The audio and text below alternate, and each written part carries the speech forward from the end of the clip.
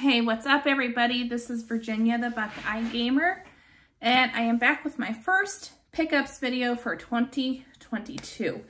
So I actually have a variety of items here, mostly video games, but I have some video game related things like books and some other odds and ends, so we'll just jump right into it. I'm going to start with newer games first, and then jump into some older ones, and then get the non-video game items out of the way after. So this first one I'm going to show you, it's still in its shrink wrap. I bought this at a local discount store called Five Below. I think it is a nationwide thing, I do believe, but they occasionally have video games there, and it's usually nothing of really particular interest to me. But this one, I mean, for $5, you couldn't really beat it. It's called Risk of Rain 2, and it also includes the first one. Now, I never played any of these games. I don't even know, like, what these are. So, I'll definitely jump into it. I do hear it's a good game, but I have no idea. So, for this one, obviously, since I'm primarily using a Series S and it's digital only, I am going to have to hook up my 1X in order to play this, but still we'll get to that eventually. And this is another one that was kind of a blind buy, but I got it on sale. And this one's called Beyond a Steel Sky. Now, this is a very, from what I understand, a very story-heavy game. But I don't know much beyond that. So if anybody knows any more about this, let me know. I did hear it's a relatively short game. I think to complete everything takes maybe 8 to 10 hours, but I'm not, don't hold me to that because I'm not totally sure. But anyway, my next one is a Nintendo Switch game. It's actually a collection. Well, before I do that, so this is an NIS America collection, and it's NIS Classics Volume 1. So that's 2 games included. So we have Soul Nomad and the World Eaters and Phantom Brave. I'm actually pretty excited to jump into Phantom Brave. But they're really nice RPGs, and of course, as you all know, I am a big RPG fanatic. Actually, when I made this channel, this little side note here, I actually thought about naming myself like I had a couple ideas in my head, like the RPG enthusiast, RPG fanatic. You know, there was a few things that I kicked around, but I decided on Buckeye Gamer after that. So, but anyway, but yeah, this actually, I did try out Soul Nomad a little bit. I didn't get into it all the way, but I'm really excited to try Phantom Brave. So I'll definitely, as soon as I get some free time, because these last couple of weeks have been so hectic, I'll definitely give that a shot. All right, so those are the newer ones. Well, I should say like newer consoles, but I'm going to jump into some older ones here. So I actually have a set of DS games. I haven't got DS games on the channel for a minute. These are all actually one series, and I did have these years ago when they initially came out and got rid of them like an idiot. But this is the Professor Layton series on the DS. Now, these were actually some of my favorite games from the Nintendo DS, aside from Pokemon Heart Gold and Soul Silver. That's a story for another day, though. But I absolutely love these. These are really great story-based puzzle games. So we have The Curious Village, Diabolical Box, Unwound Future. This was actually the first one that I played, and The Last Spectre, which is one of my favorites. Now, this one actually has a crap ton of extra features. So the biggest one being Professor Layton's London Life. So this is like a little side RPG, but you get well over 100 hours of gameplay out of that alone. So that's definitely, this one kept me busy for quite a while. And I'm so glad to have these back. These games are going up in price, like quite a bit. So I was fortunate to get a semi-good deal. This one was a little more expensive than I care to admit, but the other ones weren't too bad right now, but they are going up in price. So I would highly suggest, if you get anything for the DS, get these and get them soon before they become really too expensive. All right, and I have some Vita games. Again, I haven't gotten too many Vita games here as of late. But we're going to show off here. First one I got is Assassin's Creed 3 Liberation. I played the remastered version of this, and Liberation's a good game for what it is. You know, it's obviously not the best in the series, but it is a good game. I never played it in its original form, but I may just give that a try and just see what it's like. And then we also got Little Deviants, and this is some type of like arcade styles, like some shooting and stuff like that. Again, I didn't get a chance to try this out. I don't know too much about it, but it was like $8 at my local retro store. So I went ahead and picked it up. Oh, before I drop it. And then this one was a little more on the expensive side, but this is The Amazing Spider-Man. I do enjoy Spider-Man games. You know, I'm not much into Marvel or DC that much, but I like my Spidey. So definitely excited to give that a go. Now this is the last Vita game I'm going to show. This is actually the last game for this haul, and then I have some other things. But this one I actually caught brand new, still in the shrink wrap.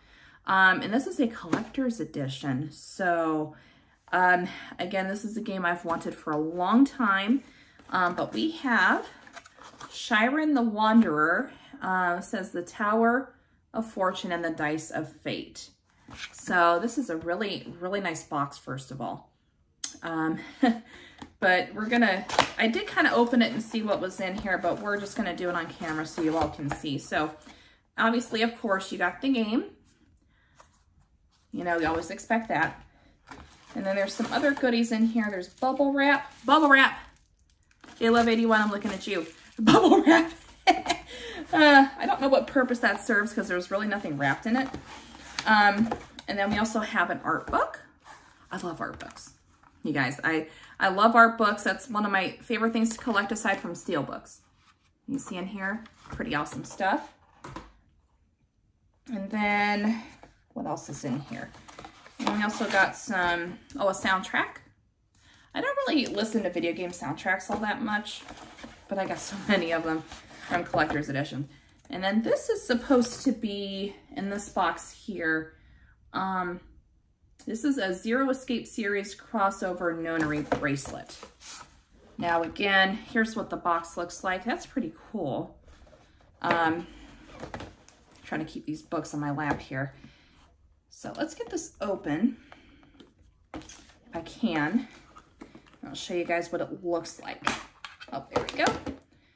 Get the cover out of the way. So there's the bracelet. Pretty cool. I highly doubt I'm going to do anything with it, but that is still cool to have. So we're just going to slide her back in. Okay. And we're just going to set that aside. I'm going to put that back together later. And I'm just going to show off these books because they're getting heavy. So this first one here, this is the Assassin's Creed Atlas. Now the copyright date on the back here is 2021.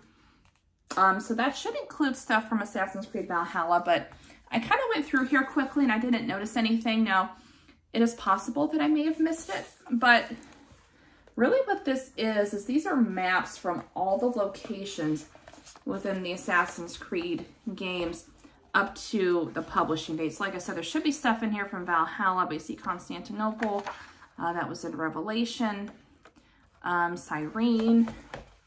Let's see what else we got here.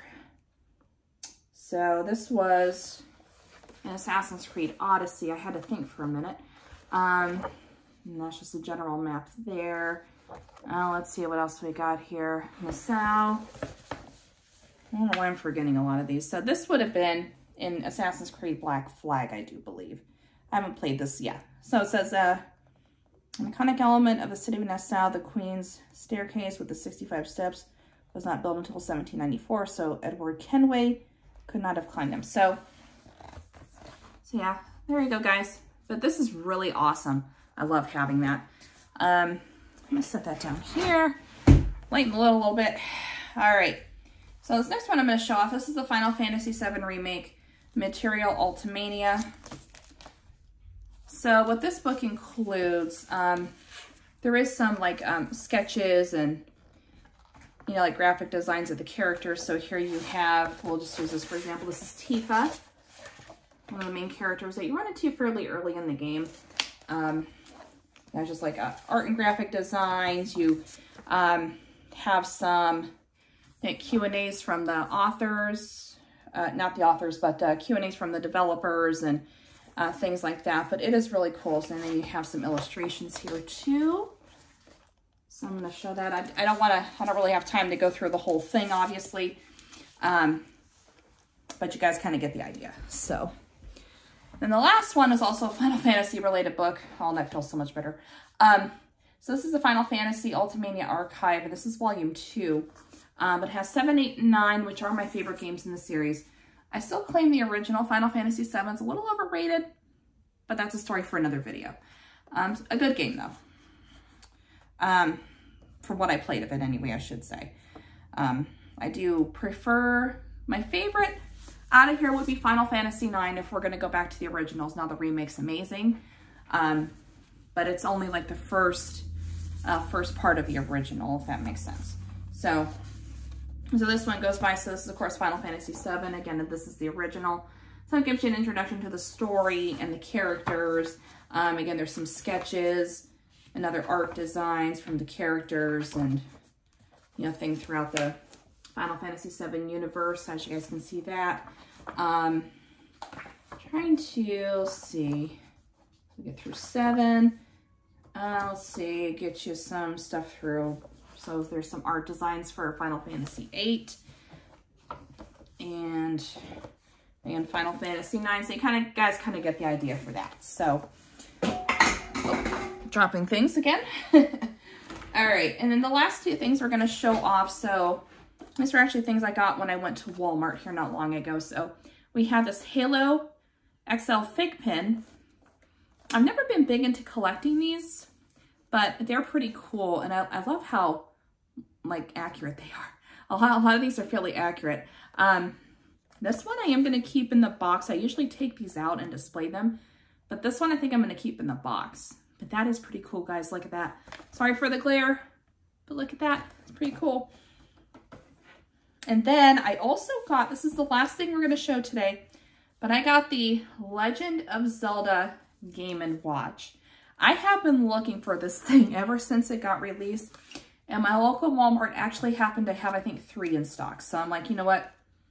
I have enough money, I'm going to snatch her up.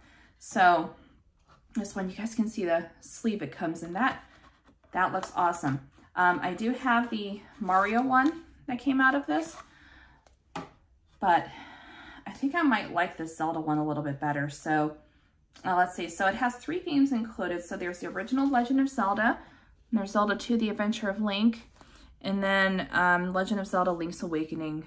This is the original one for the Game Boy. And then of course it also has Vermin. That was a Game & Watch game, but that been redone to include Link. You can actually see it here on the front. And then of course there's also a clock and a timer, you know, the usual things you see on the Game & Watch. But we're going to open this up. I haven't actually opened this yet. And just see what it looks like in person instead of looking at pictures. Okay. Oh, nice. Nice, nice, nice. Okay, so there's your user guide and other handouts. We're not going to worry about those.